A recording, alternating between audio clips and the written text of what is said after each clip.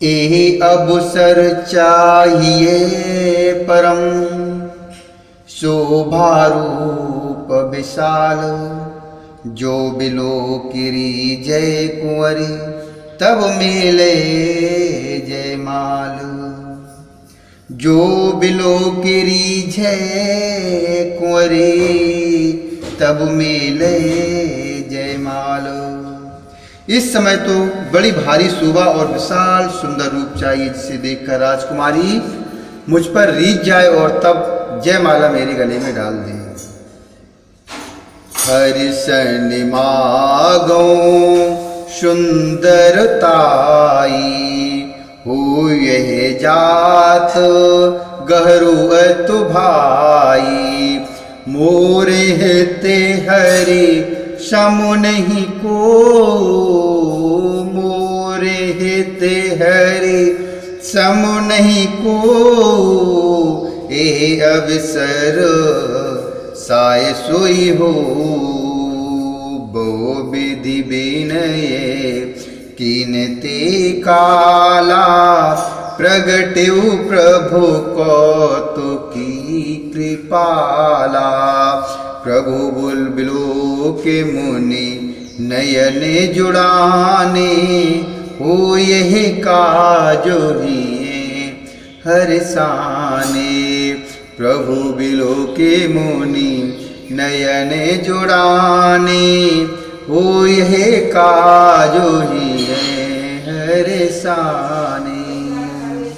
एक काम करूं कि भगवान से सुंदरता मांगूं, पर भाई उनके पास जाने में तो बहुत देर हो जाएगी, किंतु श्रीहरि के समान मेरा हेतु भी कोई नहीं है, इसलिए इस समय वे ही हमारे सहायक हैं। उस समय नारद जी ने भगवान की बहुत प्रकार से विनती की, तब लीलामय कृपालु प्रभु वहीं प्रकट हो गए। स्वामी को देखकर नारद जी के नेत्र शीतल हो गए और वे मन में बड़े ही हर्षित हुए कि अब तो काम बन ही जाएगा। अति आरती कही कथा सुनाई, करहु कृपा करे हो सहाई। आपन रूपो देव प्रभु मोही, आने भातो नहीं पावो ओही। जे विधिनाथ हो यह तमोरा, करहु सुवेगी दासु में तोरा। निज माया बल देख विशाला, यह से बोले दीन दयाला। निज माया बल देख विशाला, यह से बोले दीन दयाला। यह से बोले दीन दयाला। नारद जी ने बहुत आर्द्रता दीन होकर सब कथा कही सुनाई और प्रार्थना की कि कृपा कीजिए और कृपा करके मेरे सहायक बनिए। हे प्रभु, आप अपना रूप मुझको दीजिए और किसी प्रकार में उस राजकन्या को नहीं पा सकता, और किसी प्रकार में उस राजकन्या को नहीं पा सकता। हे नाथ, जिस तरह मेरा हित हो आप वही शीघ्र कीजिए। मैं आपका दास हूँ। अपनी माया का विशाल बल देख दीन दयाल भगवान मन ही मन हंसकर बोले, जे विद हो ये परम हित, नारद सुनो तुम्हारो। सोई हम करबु न आन कछु, बचन न मेरे शाह हमारो। हे नारद जी सुनो, जिस प्रकार आपका परम हित होगा वही हम करेंगे, दूसरा कुछ नहीं। हमारा वचन सिद्ध नहीं होता। को पथु मागे रोजो व्याकुल रोगी, वैद न दे सुनहु मुनि जोगी। ए विदहित तुम्हारो में ठहऊ, कह अस अंत रहे तो प्रभु भयऊ। माया बेबशो भये मुनि मूढ़ा, समुझी नहीं हरि गिरा निगूढ़ा। गवने तुरति तहारे सिराई, जहाँ स्वयंवर भूमि बनाई। जहाँ स्वयंवर भूमि बनाई। हे योगी मुनि सुनिए, रोग से व्याकुल रोगी को पथ्य मांगे तो वैद्य उसे नहीं देता, इसी प्रकार मैंने भी तुम्हारा हित करने की ठान ली है। ऐसा कहकर भगवान अंतर्धान हो गए। भगवान की माया के वशीभूत हुए मुनि ऐसे मूढ़ हो गए कि वे भगवान की अगूढ़ अर्थात स्पष्ट वाणी को भी न समझ सके। ऋषिराज नारद जी तुरंत वहां गए जहाँ स्वयंवर की भूमि बनाई गई थी। निज निज आसन बैठे राजा, बहु बनाबो कर सहित समाजा। मुनि मनोहर से रूप अति मोरे, मोहि तज नहीं बरहि न भोरे। मुनि हित कारण कृपा निधाना, दीन कुरूप न जाई बखाना। सुचरित्र लखे काहू न पावा, नारद जान सबहि सिर नावा। सुचरित्र लखे काहू न पावा, नारद जान सबहि सिर नावा। नारद जान सबहि सिर नावा। राजा लोग खूब सज धज कर समाज सहित अपने अपने आसन पर बैठे थे। मुनि नारद मन ही मन प्रसन्न हो रहे थे कि मेरा रूप बड़ा सुंदर है, मुझे छोड़ कन्या भूलकर भी दूसरे को ना भरेगी। कृपा निधान भगवान ने मुनि की कल्याण के लिए उन्हें ऐसा स्वरूप बना दिया कि जिसका वर्णन नहीं हो सकता, पर यह चरित्र कोई भी नहीं जान सका। सबने उन्हें नारद ही जानकर प्रणाम किया। रहे ता दुई रुद्र गणते, जानहि सब भीऊ। विप्रवेश देखत फिरे, परम कौतुकीत्यु। विप्रवेश देखत फिरे, परम कौतुकीत्यु।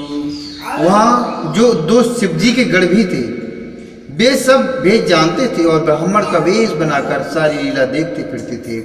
वे भी बड़े मौजी थे। जेहे समाजो बैठे मुनि जाई, हृदय रूप वह मिति अधिकाई। तह बैठे महेश गण दो, विप्रवेश गति लखै न को। करहि कूटिना हृदय सुनाई, नीक दीन हरि सुंदरताई। रीजय राज कुंवर छब देखी, इन्हीं बरे हरि जान विशेषी। रीजय राज कुंवर छब देखी, इन्हीं बरे हरि जान विशेषी। नारद जी अपने हृदय में रूप का बड़ा मान लेकर जिस समाज अर्थात पंक्ति में जाकर बैठे थे, ये शिवजी के दोनों गढ़ भी वहीं बैठ गए। ब्राह्मण के वेश में होने के कारण उनकी इस चाल को कोई न जान सका। वे नारद जी को सुनाकर व्यंग वचन कहते थे। भगवान ने इनको अच्छी सुंदरता दी है, इनकी शोभा देखकर राजकुमार रीझ जाएगी और हरि अर्थात वानर जानकर इन्हीं को खास तौर से भरेगी। मुनि है मोह मनु हाथ फराई, हंसे शंभुगन अति सचुपाई। यद्यपि सुनहि मुनि अटुपटि बानी, समुझ न परई बुद्धि भ्रमशानी। काहू न लखा सुचरित विशेषा, सो स्वरूप नृप कन्या देखा। मरिकटु बदनु भयंकर देही, देखत हृदय क्रोध भातेहि। मरिकटु बदनु भयंकर देही, देखत हृदय क्रोध भातेहि। नारद मुनि को मोह हो रहा था क्योंकि उनका मन दूसरे के हाथ अर्थात माया के बस में था। शिव जी के घर बहुत प्रसन्न होकर हंस रहे थे। यद्यपि मुनि उनकी अटपटी बातें सुन रहे थे, पर बुद्धि ब्रह्म में शनि हुई होने के कारण वे बात उनकी समझ में नहीं आती थी। उनकी बातों को वे अपनी प्रशंसा समझ रहे थे। इस विशेष चरित्र को और किसी ने नहीं जाना, केवल राजकन्या ने अर्थात नारद जी का वह रूप देखा। उनका बंदर का सा मुंह और भयंकर शरीर देखते ही कन्या के हृदय में क्रोध उत्पन्न हो गया। सखी संग लय कुंवर तब चल जनु राजु मरालो, देख तो फिरे महीप सब कर सरोज जयमालो। तब राजकुमारी सखियों को साथ लेकर इस तरह चली मानो राजहंसिनी चल रही है। वह अपने कमल जैसे हाथों में जयमाला लिए सब राजाओं को देखते हुए घूमने लगी। जे दिस बैठे नारद फूली, शो दिस ते न बेलो की भूली। पुनि पुनि मुनि उकुसई अकोलाही, देखी दशा हर गण मुस्काई। रामा धर नृपतनु तय गई कृपाला, कुंवर हरसि में लेहु जयमाला। कुंवर हरसि में लेहु जयमाला, दुल्हनी ले गए लक्ष्य निवासा। नृप समाज सब भयउ निराशा, नृप समाज सब भयउ निराशा।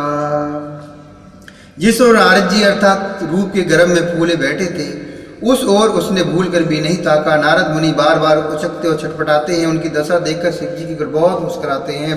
कृपाल भगवान भी राजा का शरीर धारण कर वहां जा पहुंचे। राजकुमारी ने हर्षित होकर उनके गले में जयमाला डाल दी। लक्ष्मी निवास भगवान दुल्हन को ले गए। सारी राजमंडली निराश हो गई। मुनि अति बिकल मोह मते नाठी, मनि गिर गई छूटी जनु गाठी। तब हर गने बोले मुस्काई, निज मुख मुकुर बिलो कहु जाई। अस कह दो भागे भय भारी, गदन दीखे मुनि बारी निहारी। बेसु बिलो के क्रोध अति बाड़ा, तिन्हें सराप दीन अति गाड़ा। बेसु बिलो की क्रोध अति बाड़ा, तिन्हें सराप दीन अति गाड़ा। तिन्हें सराप दीन अति गाड़ा। मोह के कारण मुनि की बुद्धि नष्ट हो गई। इससे वे राजकुमारी को गई देख बहुत ही विकल हो गए, मानो गांठ से छूटकर मणि गिर गई हो। तब शिवजी के गणों ने मुस्कुराकर कहा, जाकर दर्पण में अपना मुंह तो देखिए। ऐसा कहकर वे दोनों बहुत भयभीत होकर भागे। मुनि ने जल में झांककर अपना मुंह देखा। अपना रूप देखकर उनको बहुत क्रोध बढ़ गया। उन्होंने शिवजी के गणों को अत्यंत कठोर शाप दिया। बोली श्री हरि नारायण भगवान की जय। बोली श्री रामचंद्र भगवान की।